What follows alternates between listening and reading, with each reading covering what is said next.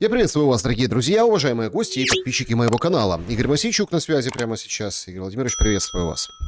Приветствую, Александр. Приветствую уважаемых зрителей и подписчиков канала Александра Шелеста. Игорь Владимирович, много есть что обсудить сегодня, и понятно, там прошлая ночь была неспокойная, полетела по Киеву, баллистика, причем так, знаете, тихонечко-тихонечко, вся столица в дыму, прилетела по складам, вроде как никто не пострадал, статистику особо давать, ну, в принципе, и не надо, а нам же как обещают, Зеленский куда-то поехал, сразу, в общем-то, массированная атака, в общем, все приготовьтесь, все прячьтесь. Вообще, конечно, очень интересно, власть коммуницирует с людьми, говорит, что привыкайте, 100 километров от фронта не будет ничего, ни склада, ни заправки, абсолютно ничего. Вместе с этим Зеленский в Париже целуется с Макроном и, в общем, объявляют о создании еще одной коалиции, антибаллистической.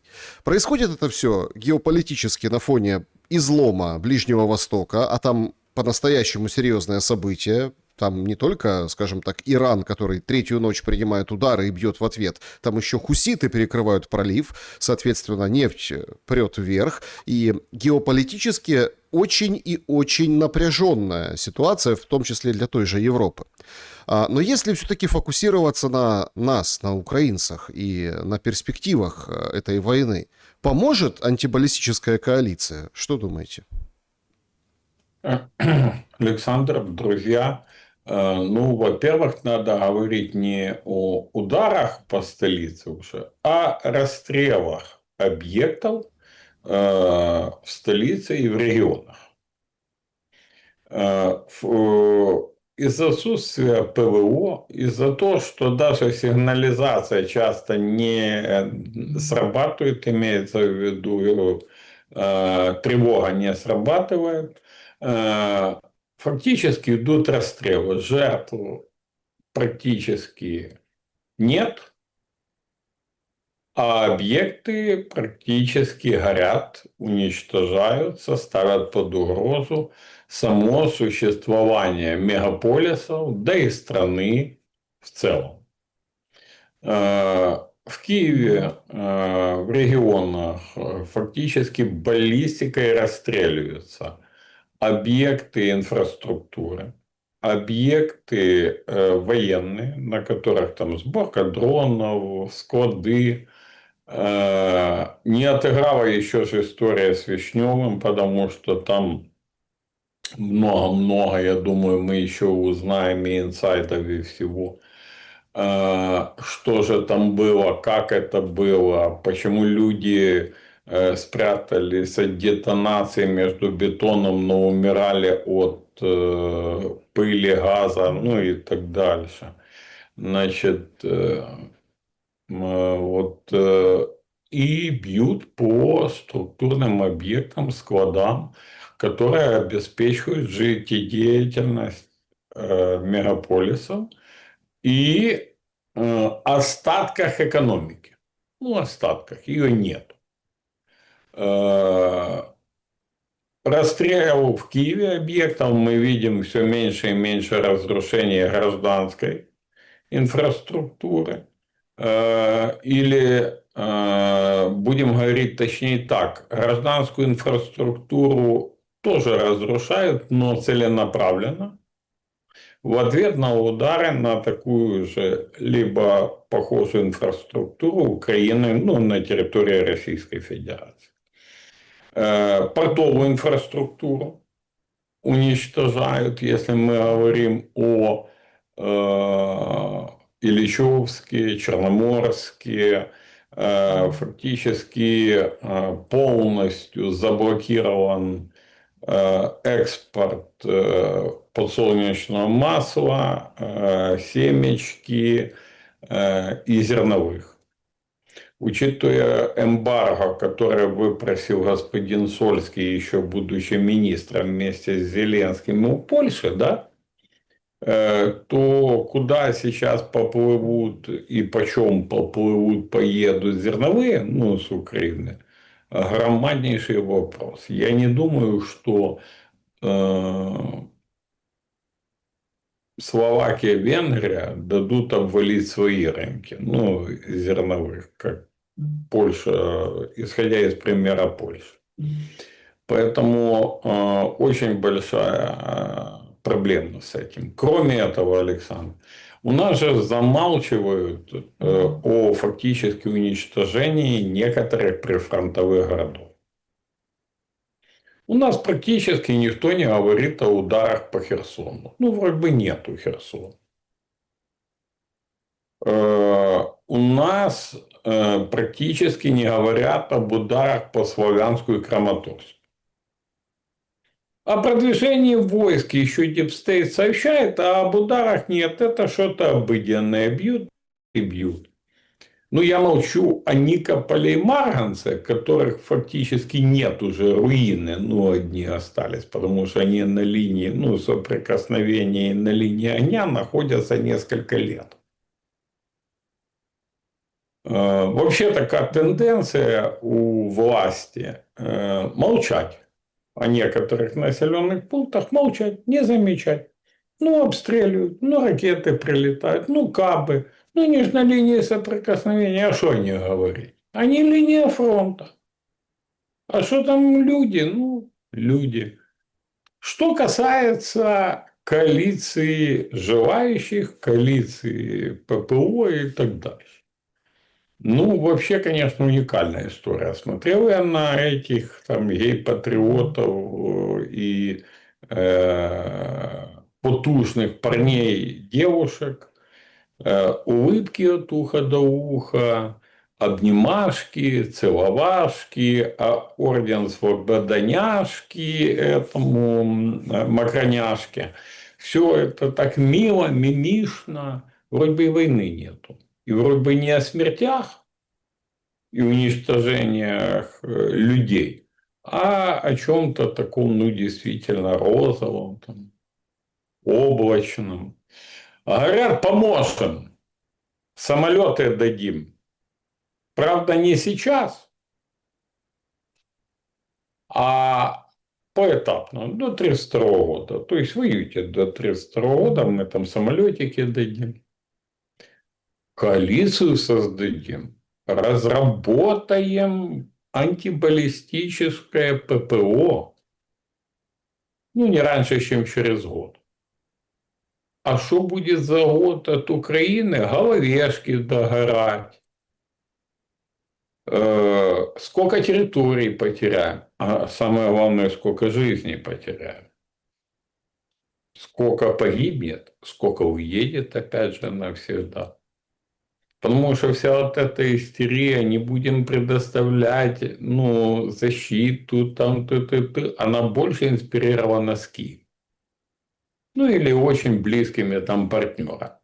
А, например, Питер Мадер говорит, а мы будем принимать всех, потому что там и наши венгры, ну, страдают. Ну, и вообще это негуманно, и все. Ну, это уникальный случай. Единственная страна, которая просит у других стран не защитить, помочь, облегчить судьбу своих людей, а наоборот, закрыть шлюзы и всех назад. Да.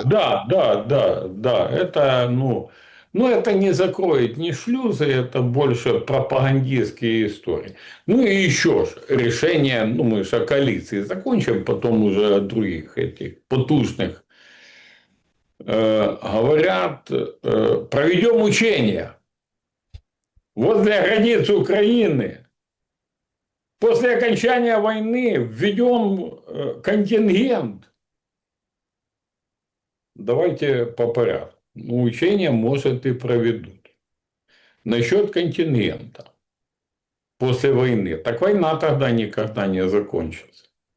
Потому что противник наш, Российская Федерация, сказала, что это одна из основных красных линий по миру в Украине. Хотите миру? Не будет контингента. Будете говорить о контингенте, будет война продолжаться. Слушайте, а чем вообще, вот смотрите, я периодически, просто разные этапы, да, вот этой опотужнивания, периодически задаю этот вопрос, и постоянно он как-то звучит по-новому. Так и нахрена им Зеленский? Ну вот в чем секрет? В чем, скажем так, вот эта вся история? То есть они замазаны, то есть деньги делят, они или правда есть какой-то геостратегический, там, полумасонский, какой-то заговорческий план разбить Россию, уничтожить, поделить между собой. То есть какая-то вообще странная логика. Есть объективная картинка, вы ее обрисовали. Это мы сейчас военных не коснулись, сейчас коснемся и военных немножко позже. Ну, имеется в виду внутренняя вот эта структура ВСУ, этот беспредел, который творится. То есть, ну, даже вот так вот политически, ну он же слаб. Вот смотрите, его вот эти все на выходных мансы с Свириденко, как бы прощание за Свириденко, вот эти все там новые кандидаты, всех послушал, всех там чего-то нарезал какие-то задания, то есть продемонстрировал всем, что он выбирает. Говорят, в четверг уже всех быстро и проголосуют.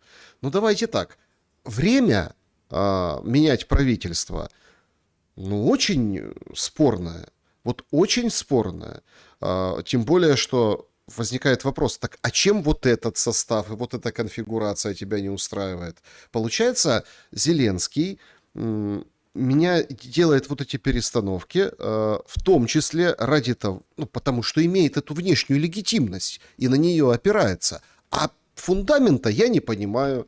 Ну вот хоть стреляй, не понимаю. Ну, уже конкретно, ну, уже бы поставили какие-то рамки, условия. То есть сам по себе он уже не выгребает, и это все видят. И те же партнеры, ну, все вот так вот мило хихикают, улыбаются, целуют в рот.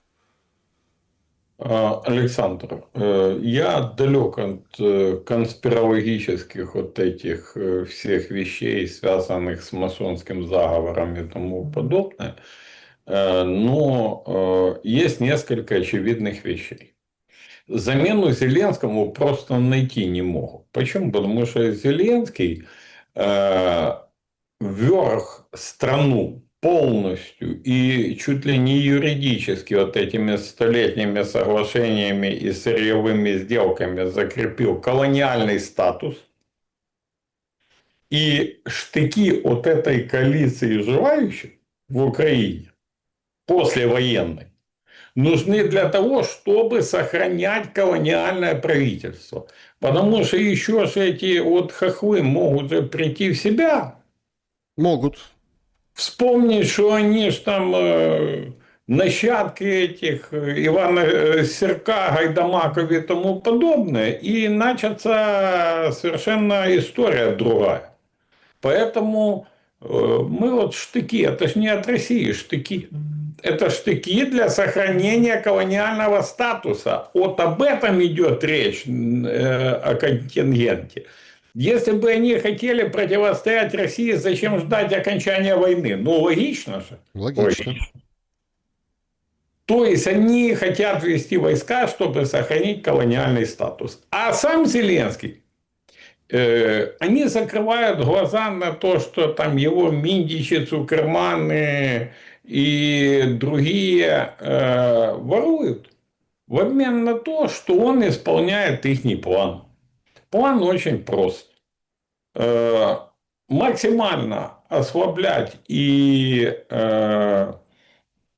унижать Российскую Федерацию. И параллельно, ну, сгорит Украина и сгорит. Останутся головешки, да, и останутся. Их же территория, минералы интересуют. Даже Трамп. Трамп в Анкаре фактически публично озвучил, белый господин озвучил колониальный статус Украины. Говорит, у нас же там земля есть и минералы. А кто продал землю? Как продал землю? В каких рамках какой конституции продал? Зеленский. Поэтому и признают легитимность. Ну, нелегитимный, но признают. Легитимизируют Зеленскую так называемые западные партнеры, Александр. Это очевидно. Теперь по поводу перестановок правительства. А нет никакой разницы между тем, кто возглавляет. Парень на самокате, Юля Свириденко или Сергей Корецкий. Экономики нет. В стране нету экономики. Промышленности нет. Выживают там отдельно взятые эти самые Зато есть правительство. Я слабо понимаю не только причины увольнения Свериденко, так я еще не понимаю причины ее назначения. Ну, этого же никто объяснить не может. Послом Ну, вы имеете в виду, да? а не премьером еще год А, назад. когда ее назначили. Мгм. Да, ну, а цель какая была? Вы же помните, как они бегали? Юля, Юля!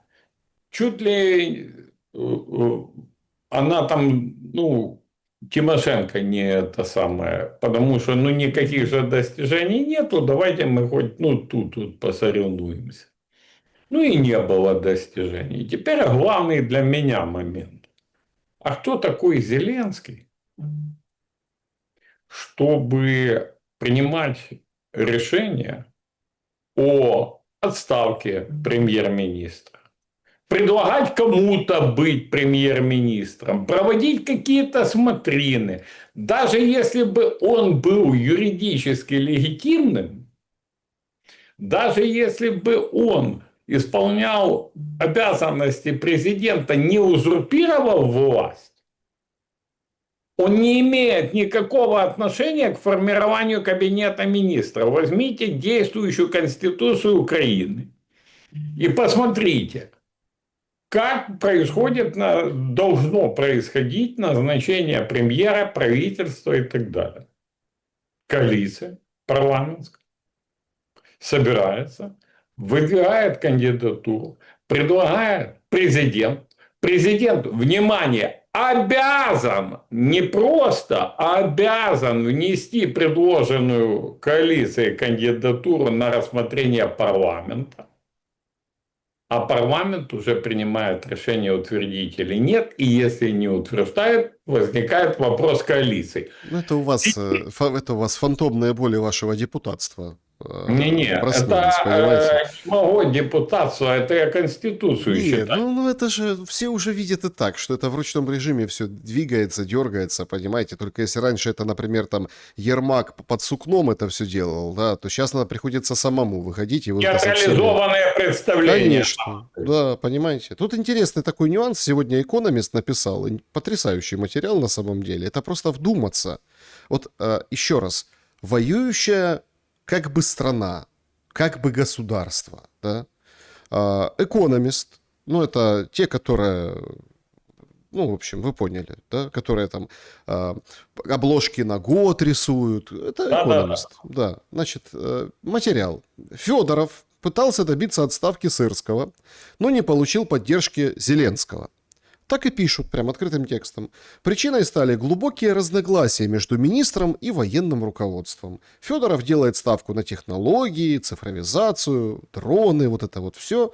А сырские генералы придерживаются более традиционного подхода к управлению войсками.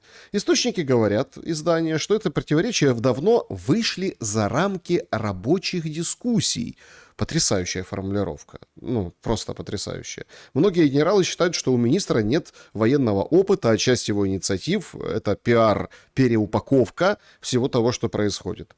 На одном из совещаний генералы критиковали Федорова за медленные закупки ракет, боеприпасов, а тот в ответ заявил, что именно его решение по закупке дронов вообще помогли сейчас вот добиваться вот этих успехов в Крыму. По состоянию на утро дня сегодняшнего, там, понятно, отремонтируют, Севастополь обесточен, это вот так свежая новость. Так вот, один из источников издания в случае серьезного противостояния Федорова вряд ли сможет одержать верх над Сырским, утверждает, потому что главком лучше знает систему и его переиграет. Мадридский двор, детский сад. Игорь Владимирович. Федоров хочет сбивать Сырского. Ну, то есть довоевались, понимаете, до ручки. В связи с этим, плюс, мы же еще держим в уме, что там Поклад, судя по всему, будет назначен, который де-факто управляет охранкой СБУ Зеленского, но тем не менее. Перестановки в силовых как бы ведомствах. Тут уже запустили слух, что, возможно, Клименко как бы уйдет, а придет Малюк внутрь, ну, и такой есть слух, то есть тут все как бы перешептываются, но давайте посмотрим на суть дела. Суть дела вы описали выше, в начале нашего разговора. А как это перестановка поможет, ну, общему делу? Или уже есть общее дело у них там, и они как пауки на Банковой там друг дружку цап-царап, а народ вообще в другой реальности находится? Вы абсолютно правы. Есть две реальности. Одна на Банковой и в властных кабинетах Грушевского Банковой. Вторая у людей. То, что пропагандоны создают мыльную бульбашку, которую погружают народ, людей и так далее. Очевидно следующее. Смотрите. Первое. Гнать сраными метлами и станными тряпками надо и Сырского, и Федорова. Что один абсолютно не на месте, что второй.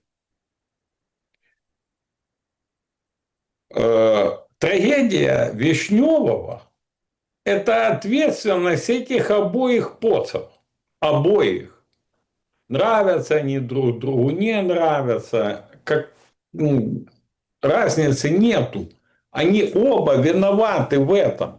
Есть логистическое управление вооруженных сил Украины, есть министр обороны. Взяли, стянули склад со специфическими боеприпасами в пригород Киева. К этому причастна, насколько мне известно, фирма Зеленского Миндича, Миндича Зеленского, которая Фирпонт. Лазит этот Штиллерман Дениска по всем эфирам. Я думаю, что может он уже в президенты собрался баллотироваться. То ядерное оружие делает, то потужные удары куда-то наносит, то изменения в Конституцию. Вдумайтесь, какой-то Штиллерман, который вообще-то фальшивый, как говорят. Эти два человека точно не на месте. И это не люди мира. Они заинтересованы в войне. Федоров вообще мародерствовал на дронах на этих, еще находясь в Минцифре. Когда Минцифры починили Госсвязь, Госпецсвязь, через нее шли закупки дронов, на которые типа собирал, там зарабатывал с казино, трусил Федоров. Там мало того, что завышенные цены и прокладки его использовались, я даже накладную польской компании публиковал, так еще и поставили некачественные дроны. И Госпецсвязь судится по сегодняшний день там с компаниями подконтрольными Федорову, а его подельник сбежал в Дубай и сидит там. Вот такого вот министра назначили на закупки. Нам всякие Стерненко и Лачены вещают, что святой человек реформирует все, цифровизация, эти The Economist нам такое же рассказывает. Ну, вообще, высокотехнологический человек противостоит советскому генералу. Да они, что один, что второй. А что он сделал? Он остановил бусификацию? Или приехали эти ряженые петухи в форму, загоняли реальных ветеранов во Львове и заставляли кричать «Слава ТЦК», доводили до нервного тика? Люди, которые были завербованы службой безопасности еще во времена АТО, они теперь терроризируют по указанию этой охранки, как вы ее верно называете, терроризируют страну. Да и не только страну. Мы же понимаем, что было в Монако. Понимаете? То есть человек, который сейчас находится под стражей за убийство этой Анастасии Березовской, он был завербован пятым управлением Департамента контрразведки Службы безопасности Украины где-то в 2014-2015 году, там мои источники так говорят, принимал участие в специфических вещах и мероприятиях на неподконтрольных и подконтрольных Украине территориях. Вам напомнить, кто тогда пятое управление ДКР СБУ возглавлял? Напомню. Главой был Роман Червинский, великий патриот, который сейчас кричит о чем угодно, но молчит об охранке, об СБУ, о всем. А замом у него был, правильно, Александр Поклад. И когда я читаю, что Вячеслав Аброськин, бывший первый зам главы Национальной полиции Украины, пишет, а вы не хотите этих людей проверить, ну не проходили они там мимо убийства Павла Шеремета, ну там других резонансных преступлений, а в ответ тишина, потому что проходили. Не непосредственно, а в когорте, ну, плеяде этих замечательных людей, которых вербанула СБУ и использовала там в убийствах Махаури, Шеремета, покушений, ну, ряда, выкрадали людей, выбивали деньги, выкрадали, например, у вас на родной Луганщине, ну, там бизнесмен, сажали на подвал, одевали ремешок на горло, мешочек на голову. Говорили, ты финансируешь террористов. Лаве сюда, тут туда, показания на тех вот сюда, ну и так далее, и так далее. Вот этим занимались эти люди. Понимаете? И сейчас они уже вышли за пределы страны. Ну, мы видим уже все. Вот, Тихая гавань, да, Монако уже взрывается. И все же из-за бабок. Одна из версий. Знаете, какая? Я точно владею информацией, что Вадим Ермолаев передал более 5 миллионов долларов сотрудникам СБУ за то, что они оказывали содействие, чтобы с него сняли санкции. То есть он сладким лохом для них был. Они его разводили, понимаете, Александр? А в конце, вернее, в начале этого года прекратил давать. Давал с 2020 года. Представляете? Доили. Как коровку. А потом, ну, он говорит, ну, хватит же, ну, как бы, давайте сделайте что-то. Я, ну, дам, ну. И тут взрыв. Версия? Версия. Чего нет? Я вообще решил написать детективный роман о взрыве в Монако. Потому что, ну, это, ну, просто захватывающая криминальная история. Бестселлер, экранизировать даже можно. Нет, смотрите, тут же какой момент? И очень тут же важный. вопрос не в Вадиме Ермолаеве. Нет, и в Вадиме Ермолаеве вопрос. Смотрите, и в нем. Знаете почему? Не, и в нем, но... Знаете почему? Потому что он остался жив. Давайте так.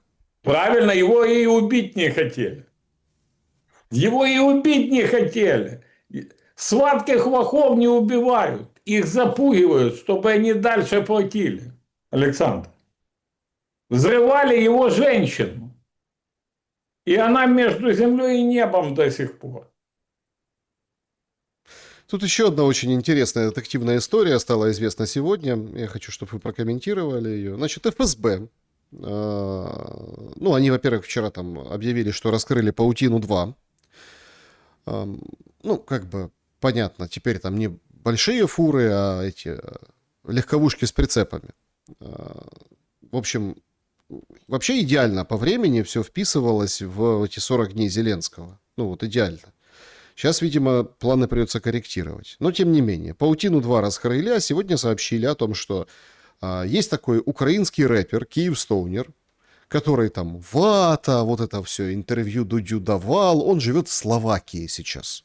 ездит там на этом гелике, который в рассрочку купил. Ну, это он Дудю рассказывал. Значит, ФСБ его обвинили в том, что он помогал СБУ организовывать диверсию, внимание, в Подмосковье. Значит, через Словакию, где живет этот Киевстоунер, завезли 35 FPV-дронов. Их как-то отправили в Беларусь, а потом в Подмосковье. И там был ангар определенный, арендованный склад, туда их привезли. Потом, в общем, когда накрывали этот арендованный склад, в общем, арендатора ангара, гражданина, кстати, России, его, в общем, завербованного, пристрелили во время задержания, потому что он еще вооруженное сопротивление оказывал. Ну, в общем, вот такая душещипательная история. Понятно, что, наверное, время мало прошло, как бы по состоянию на момент нашего разговора. Может быть, кто-то это прокомментирует, или он, или не он, или украинская сторона. Ну, а в принципе, что здесь комментировать? Комментировать нечего, потому что накрыли эту историю.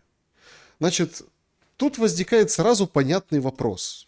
И вы, и я, и наши зрители, ваши подписчики на вашем канале, на моем канале. И вообще просто люди, которых там я знаю, обычные люди, которых я знаю там в глубинке России, например, или где-то еще, они говорят, ну, ребята, это все, конечно, очень круто, что ваши дроны там летят до Омска 2500 километров.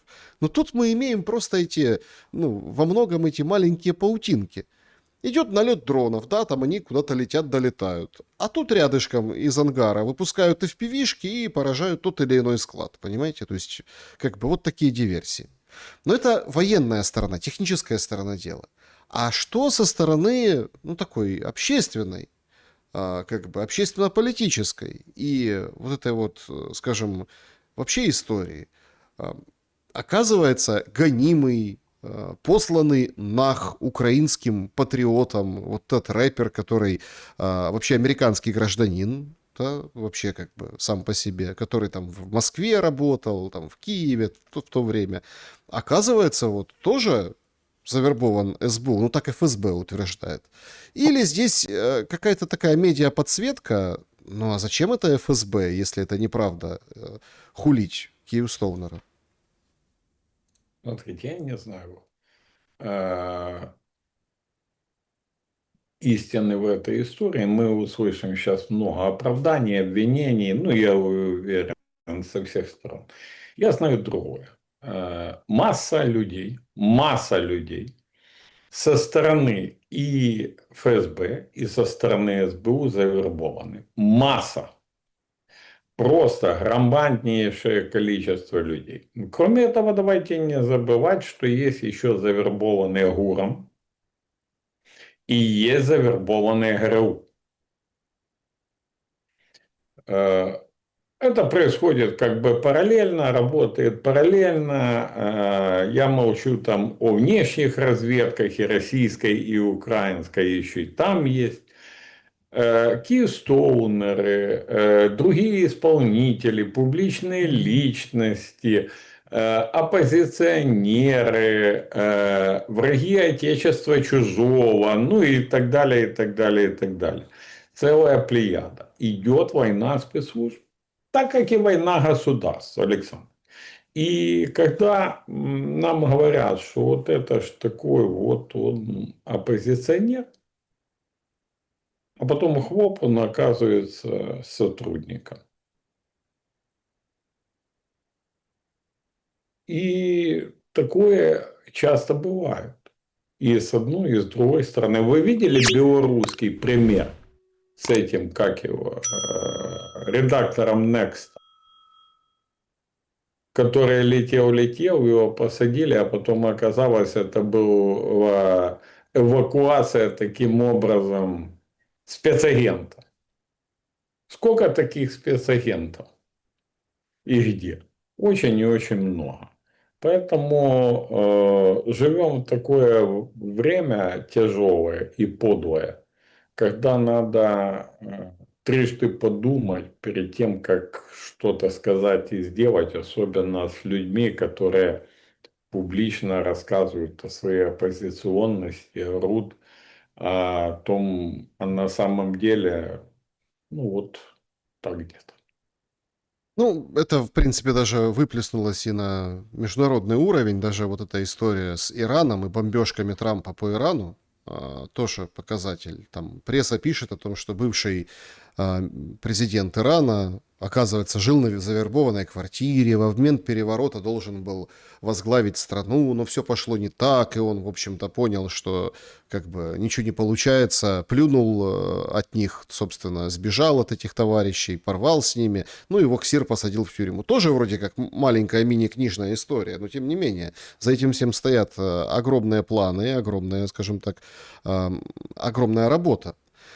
Сегодня Трамп опроверг слухи о том, что законопроект Грэма, почившего от разрыва аорты, при достаточно странных с точки зрения, может, случай такой, так вот распорядилось, Конспирологических обстоятельств. так небо распорядилось. Ну, обстоятельства, правда, странные. На фоне абсолютного, скажем так, визита в Киев с поддержкой, с фотографией с киевским. Может, он у Клопотенко поужинал? Ну, в общем-то, какие-то причандалы тут и тут, ну, имеется в виду писюны киевские, да, фотографии, может, как-то, и вот взял и умер, понимаете, ни с того ни с сего, да, 2 дня назад. И вот пошли слухи, вчера активно разгонялись, что Трамп поддерживает в память, так сказать, о Грэме вот этот законопроект о санкциях против России, 500-процентных пошлинах на партнеров России всех, то есть санкции из ада называют. Он выходит, Трамп говорит, нет, это все слухи, мы там обсуждаем, короче, отстаньте. И говорит, давайте почтим память Грэма, сестру его назначим временно исполняющим обязанности сенатора. Ну, собственно, на этом и все. Но как бы след, я так понимаю, остался, и шлейф этой истории будет тянуться достаточно долго, потому что, условно, Иран вполне как бы заинтересован, чтобы Грэма, так сказать, Бог забрал к себе. Москва, ну тоже. Киев на фоне оружейных вот Тоже. этих моментов тоже все не просто так. Получается как-то очень странно с точки зрения вопроса qui prodest, да, кому выгодно, вот эта смерть произошла именно сейчас. Что вы думаете по этому поводу? Смотрите, Линдси Грэм абсолютно был лоббистом войны, человеком глобалистического уклада. Он не имел семьи. Это тоже показатель очень большой. Последние этапы перед смертью. Вот вдумайтесь. Он выигрывает праймерис на следующие выборы.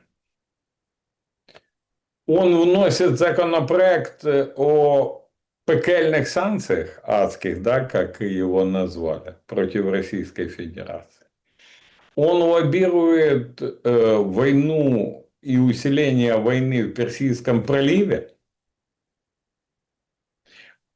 Взрывается скандал с откатами через Латвию, которые получал Грейм и его люди от поставок оружия в Украину.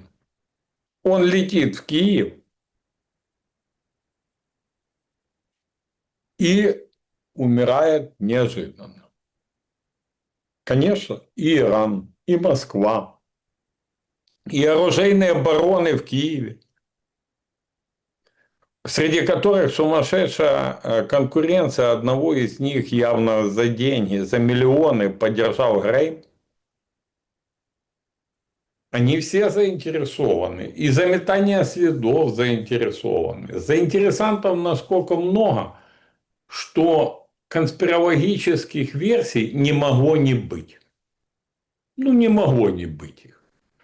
На самом деле, абсолютно точно, что партия войны в Украине потеряла самого крупного лоббиста, близкого к администрации Дональда Трампа.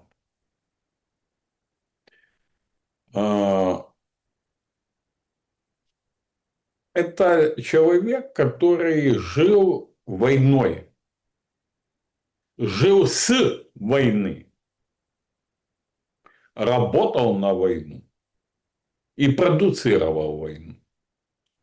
Поэтому, все стенания по поводу него я считаю цинизмом, мягко говоря. Войной жил, война и забрала. Ну, грубо говоря. Последствия этого всего мы еще увидим, мы еще услышим.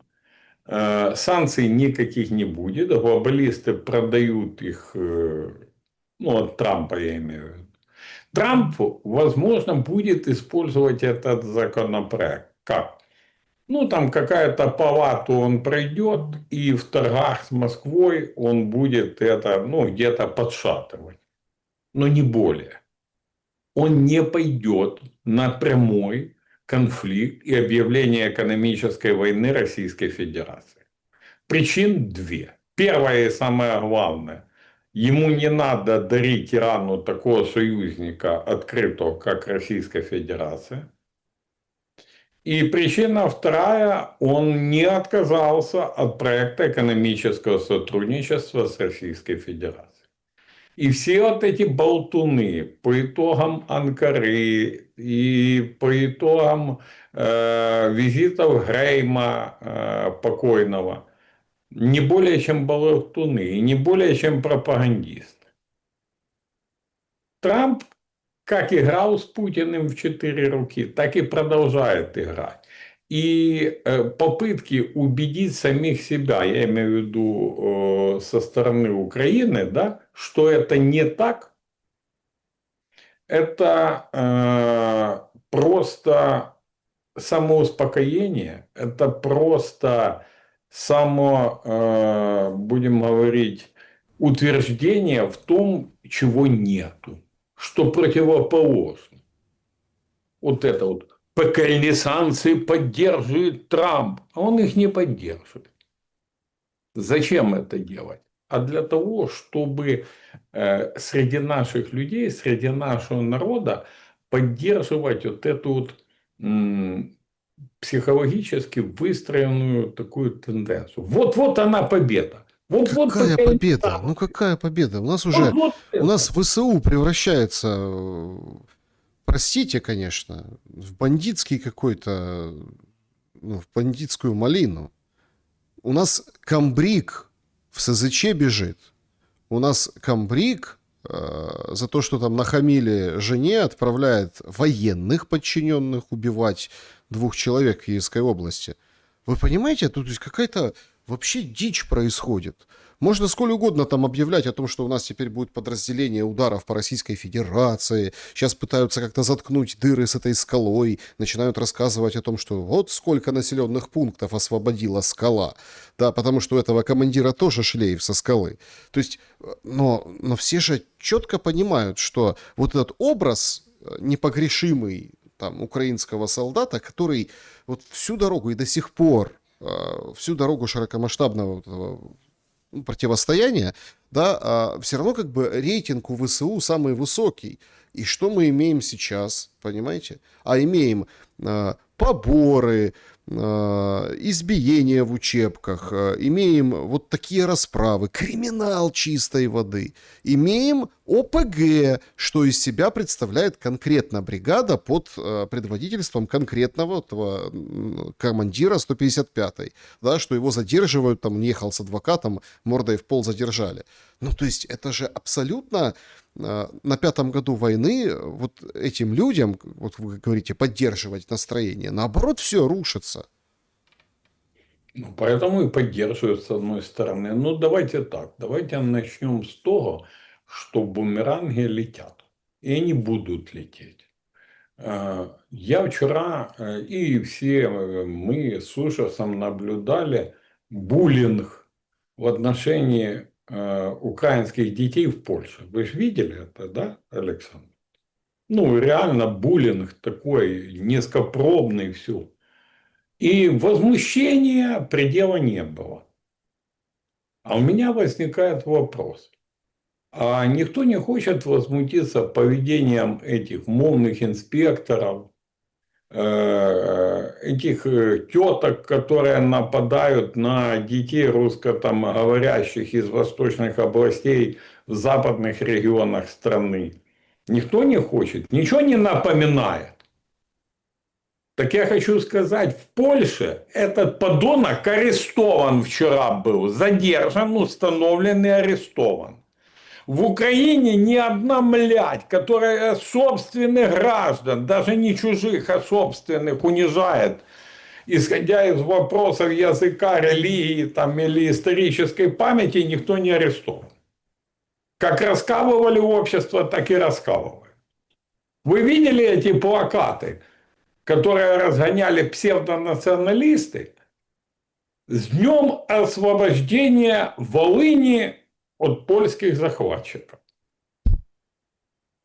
Я когда увидел, думаю, сколько шекелей ФСБ передало или кто, в чьих интересах, это делается. Ну что, вообще больные? Болящие, понимаете? А вы очень правильно поняли вопрос. Смотрите, существует, как и в обществе, украинском в общем, так и в вооруженных силах, расшарование. То есть, две категории людей. Одни идут на мясо в Скеле. Скеля действительно освободила ряд населенных пунктов. Мясом. Жизнью ребят. Одни воюют, не вылазя с окопов с 24 февраля, а другие бабки делают на топливе, на оружии, на игре, на наркотиках, на органах. Как вы думаете, командир не получает за то, что в расположение включают, блокируют, включают Starlink, дают доступ, чтобы люди играли в онлайн-казино? Получает. Как вы думаете, командир не получает сворованного топлива? Получает. Как вы думаете, Химпром везет соли, продают их чуть ли не в воинских частях. Командир не получает отката? Получает. А забирают органы у еще живых раненых или только погибших и везут на трансплантацию на границу Украины. Есть же уголовные дела, о них забыли, но они есть. Это что, без разрешения командиров? Это страшные вещи. Но надо честно признать, что есть порядочные командиры, а есть подонки, которые превратили войну тоже в свой бизнес. Притом, если бизнес Цукерманов и Миндичей на вооружениях и на войне, в общем, то тут на вот таких циничных вещах. И, естественно, царь, Бог говорит, это самое, поедьте этих двоих, убейте, потому что они моей жене нахамили. А спортом на мотоцикле катались и музыку громко слушали. Тут еще ж вопрос очень важный. Вчера Александр Гром военный, да, берет и пишет. А я бы тоже завалил. Я бы еще и расчленил. Приходит бывший главком Валерий Залужный и лайкает это все. Смотришь на это и понимаешь, что дурдом. И когда говорят, что рейтинг военных, а он падает каждый день, и все понимают, что есть военные, которые воюют, а есть военные, которые не воюют, а бабло рубят. И в тылу расчленяют, убивают, заставляют реального ветерана кричать «Слава ТЦК», потому что он вышел за справедливость. Понимаете? Слава ТЦК это, конечно, нечто. Понимаете? То есть, они... дославили. То Ты есть, же не Россия. Понимаете? да. А метод, вообще ж ни на что не похожий, да? Ну, там надо еще путь это проследить, этого ветерана. Был ли он бусифицирован товарищами в этой форме? Тогда у нас вообще получается коленкор еще тот по поводу Смотрите, того. Александр, Сыхов, где это все происходило, это самый патриотический район Львова. Там множество фирм футбольных, ну, фанатов, хулиганов, так называемых и так дальше. И это они были на этом протесте. Обычная молодежь Сыхова. Приехали ублюдки, которые назывались националистами, петухи ряженые, и заставили извиняться и кричать «Слава ТСК». Мотивировали, ну, до ужаса людей, понимаете? Вот просто до ужаса. Зеленский. Надолго? Диктатуру цементирует Александр. Слава ТЦК – это слава Зеленского. Убийства полуполитические, полукриминальные – это фундамент Зеленского. Запугивание за границей, в Украине, везде – Зеленского. Даже отказ решения суда по санкциям по Порошенку, и это тоже укрепление Зеленского. Потому что вне зависимости введение санкций против Березы, который вылизывал ТЦК, вылизывал силовую мобилизацию, говорил, все правильно, партию войны вылизывал и продолжает это делать. Это усиление Зеленского.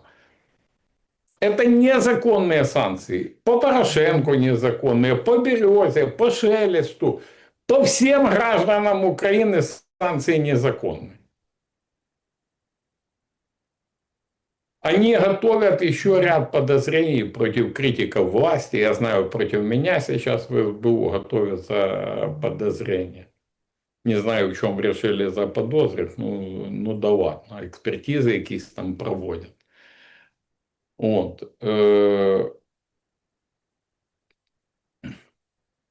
Понимаете, то, что происходит в стране сейчас, это цементирование диктатуры.